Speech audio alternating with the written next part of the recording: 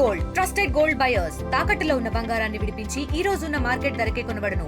మరిన్ని వివరాలకు సంప్రదించండి 7771077720. 5 సంవత్సరాల పాటు గొయ్యి కూడా పోడ్చినటువంటి ప్రభుత్వాన్ని మనం చూసాం. కానీ అన్నీ ఒకసారి మనం చేయగలమంటే చేయలేం, చేస్తాం కానీ చేస్తాం. మన సమయం అయ్యే టైంలో మనందరికీ చేస్తాం. తప్పకుండా పత్తి గ్రామాన్ని మన సొంత గ్రామమే. పత్తి గ్రామం మీరందరూ నన్ను గెలిపించారంటే పత్తి గ్రామం సొంత గ్రామమే. అన్నిటికంటే ఎక్కువ మాత్రం రాయపాడు గ్రామాన్ని మాత్రం ఎప్పుడు నేను మర్చిపోలేనిది. ఎందుకంటే ఇక్కడ ఉన్న ఆడపడుచులు అలాంటి వాళ్ళు, ఇక్కడ ఉన్నటువంటి పెద్దలందరూ కూడా నిజంగా నాకు కూడా సూరిబాబు గారి దగ్గర నుంచి వ్యతిరేకత అయితే నాకు పెద్ద రాలేదు. నాకు తెలిసిన రిపోర్ట్ ప్రకారం వాళ్ళున్న పరిస్థితుల్లో బయట రాకూడదు కాబట్టి రాలేదేమో. ఈ గ్రామంలో ఇంత మెజార్టీలు వచ్చినాయంటే మా జన సైనికులతో కలిసి వాళ్ళు కూడా అడుగులు వేసి ఉంటారని నేను అనుకున్నాను. అదేవిధంగా ఈరోజు మా పార్టీలోకి వచ్చినందుకు ఆయన స్వాగతం పలుకుతూ ఉన్నాను. వారికి ఇచ్చే మర్యాద ఎవరేదో అనుకున్నట్టు నేను చేయను. ఎవరికి ఇచ్చే మర్యాదను వాళ్ళకి ఇస్తాం. అదేవిధంగా తెలుగుదేశం పార్టీకి కానీ, బీజేపీకి కానీ, అదేవిధంగా జనసేనకు కానీ వాళ్ళకి వీళ్ళకి పోటీ అనేది ఏం లేదు. అందరితో కలిసి పనిచేయాల్సిన అవసరం ఉంటుంది. వాళ్ళు మనం అంతా ఒకటే. No juniors, no seniors. ఎందుకంటే రాబోయే లోకల్ బాడీస్ ఎలక్షన్స్ ఉన్నాయి. రాయపాడులో నామినేషన్ వేయాలంటే వైసీపీ పార్టీ భయపడే విధంగా మీరు అందరూ ఉండాలని నేను కోరుకుంటాను. ప్రతి గ్రామంలో నా సలహా ఒకటే, మనంతా అన్నదమ్ములు, మనతో కలిసి ఉండాలి. కలిసి ఉంటేనే అభివృద్ధి. లక్షలు పాడు చేసుకోకుండా మీరు మీ గ్రామంలో ఏకగ్రహం అయితే చూసి సంతోషించడానికి మొట్టమొదటి వ్యక్తిని నేను. మనకి గ్రామాలనేవి బంగారు బాట ఉండాలంటే మన గ్రామాల్లో కక్షలు కాఠిన్యాలు ఉండకూడదు. మనంతా కలిసి పనిచేయాలి. దీంట్లో వర్గపోరు అనేది అసలు లేదు. మనందరూ కూడా కలిసి పనిచేద్దాం. మీరందరూ కూడా దయించి మనందరితో కలిసి మీరు అడుగేసి రాయపాడి గ్రామాన్ని గడిచి రాబోయే 4 సంవత్సరాల్లో మరింత అభివృద్ధి చేయడానికి మీరందరూ సహకరించవలసిందిగా నేను కోరుకుంటూ ఉన్నా. ఇవాళ నా స్వార్థం గురించి కాదు, రాష్ట్ర అభివృద్ధి చెందాలి. రాష్ట్రంలో ప్రతి పల్లెటూర్లు పట్టుకొమ్మలు కాబట్టి బంగారు బాటలో ఉండాలి. ఎవరు గొడవలు ఉండవు. ఇవాళ చూడండి, ఏ గ్రామంలోనూ పోలీస్ కేసులు లేవు. ఎవరో కావాలని కొంతమంది కొన్ని వర్గాలని కులద్వేషాలు రెచ్చగొట్టి ఏదో కొంత గొడవలు జరిగినవి ఉండొచ్చు తప్ప ఇక్కడ చూడండి ఎక్కడా కూడా రాయపాడులో వర్గాలు లేవు. వెళ్ళి పోలీస్ కేసు పెట్టుకున్న నాయకుడు కూడా ఎవరు లేడు. అంటే మేము ఎవరిని కూడా ఇబ్బంది పెట్టట్లేదు. ఇటు వైసీపీ నాయకులు కూడా మేము ఇబ్బంది పెట్టట్లేదు. ఎందుకు?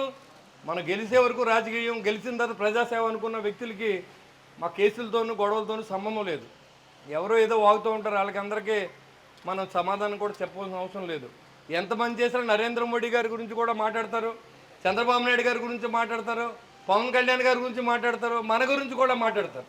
కాబట్టి అవి పెద్దగా పట్టించుకోవాల్సిన అవసరం ఏం లేదు. ఖచ్చితంగా మన ప్రజల కోసం పనిచేస్తాం. ఇది మంచి ప్రభుత్వం. అందులో మీరు చూశారు, ఎక్కడ తోలాలో తెలియదు, మిల్లుకి వెళ్తే దింపుకుంటారో తెలియదు, తోలితే డబ్బులు ఎప్పుడు వస్తాయో తెలియదు, రైతుకి డబ్బులు ఎప్పటికి ఇవ్వాలో కూడా అర్థం అన్న పరిస్థితుల్లో కౌలు రైతు ఉన్న పరిస్థితి మీ అందరూ చూశారు.